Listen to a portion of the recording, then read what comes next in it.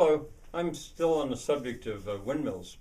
This is the state of the school, Frank's school, Camp Ranch campus, and I'm trying to be brief as I'm sort of always doing, but uh, I, uh, I brought a couple things from when the trip to the Gifhorn Museum, and I certainly hope you've looked at it. This is a pamphlet that you get when you go in there. I mean, the man has moved whole mills from all over the world there. Um, this a rather expensive little book uh, in German, but it says small mill craft, uh, and it deals with both water mills and windmills. And it's technical. It's very good. It's very precise. And then my German friend Thomas Hockling, he gave me this book, which is mostly writing. Well, it's more than that. It's a great book, but my German, it would just take me forever to read this. But it says Mills and Millers of Berlin. I wanted to just show you them. And I certainly want to say that online now, with YouTube, basically you could, you could almost just stick to YouTube. There is so much on there that I mean, it's like better than a university. I hope you realize that. And on the subject of mills, for example, I mean, it takes a little while to find them sometimes if you've lost them, but I can think of one that you go inside a windmill in Netherlands somewhere that's sawing logs, like about 4 of them. There's just so much to see, and beyond the matter of windmills and water wheels, of course, there's so much repairing them in France. You can find all kinds of stuff. But the craftsmen themselves, that you may not realize, that there are whole series that are great about the crafts, the trades, what I call the trades, and ones that you might not reach because if you don't go outside of English. There's a series in Spanish that I can't remember the name of it, but it's very good, made quite a long time ago, but it's visual. You can see Spanish people doing all kinds of traditional crafts. I mean, there's just thousands and thousands of stuff, but I'm talking about series. There's another one in Germany that comes out of Westphalia that they did a long series, and I would have to look for it. You could look for it too, but the word Kunst, C-U-N-S-T, Kunst, means craft in German. And the one that I especially want you to know about, I'll give you a link for this, it's German. It's called Der Letzte Seines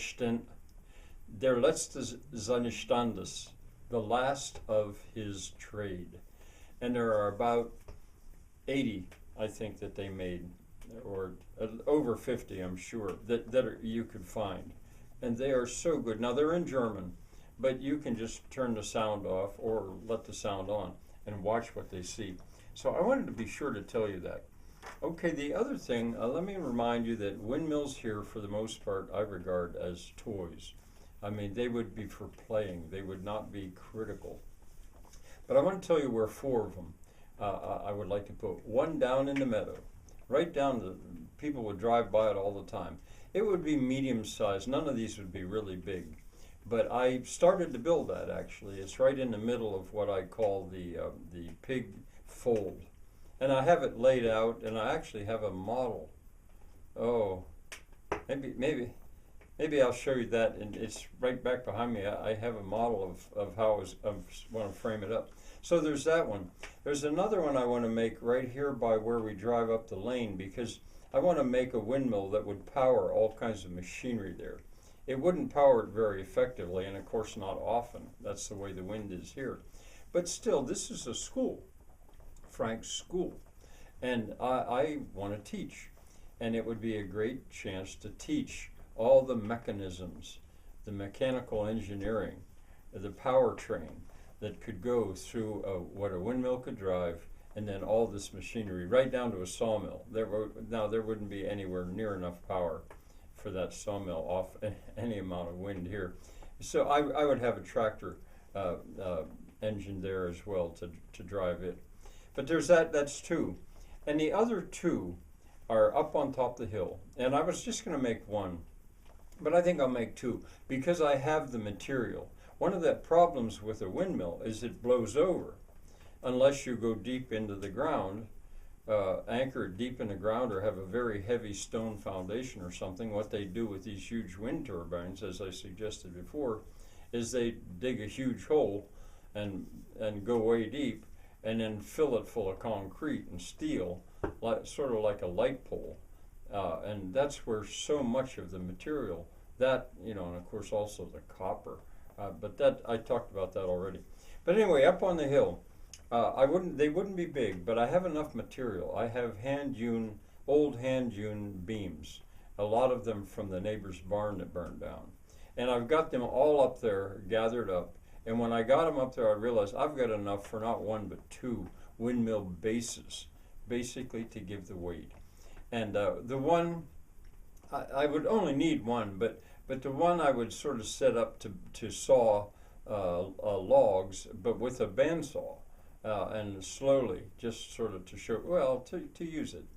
And the other one is the only really, I don't want to say critical, but very useful one that I would have here. And that would be to pump water the rest of the way up to the very top of the hill, because I can bring water by gravity down from the mountain across an aqueduct, not a freestanding one, but a high raised area, an aqueduct across a saddle to the knoll that is, well, it's a knoll. But then to get it the rest of the way up onto the top of the knoll, which is where I want to build my gur surrounded by my tulo, and to have, but even if I weren't, to be able to get water all the way up there, then I could irrigate everything by gravity.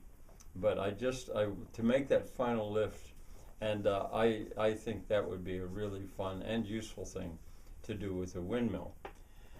So I guess that'll be it for now.